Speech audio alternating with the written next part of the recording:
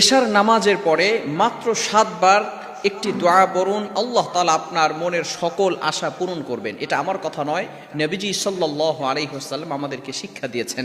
অনেকেই বলেন যে সকল আশা আল্লাহ তাআলা কিভাবে পূরণ করবেন, ভালো করে মনে রাখেন, এটা অনেক সময় সাহাবায়ে কেরাম জিজ্ঞেস করতেন এবং নবীজি সাল্লাল্লাহু আলাইহি সাল্লামের উত্তর দিতেন। অনেক সময় সাহাবায়ে কেরাম বলতেন, ইয়া রাসূলুল্লাহ, ইয়া হাবিবাল্লাহ, আপনি আল্লাহর কাছে দোয়া করেন আল্লাহ তাআলা যেন আমাকে সম্পদের মালিক বানিয়ে দেন, আল্লাহ তাআলা যেন আমাকে একটু সচ্ছলতা দান করেন।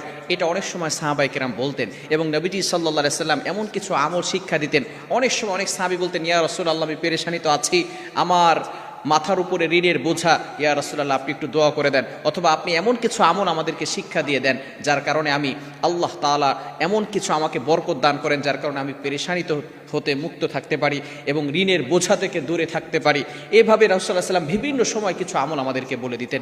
সুতরাং এশারের নামাজের পরে 7 বার এই দোয়াটি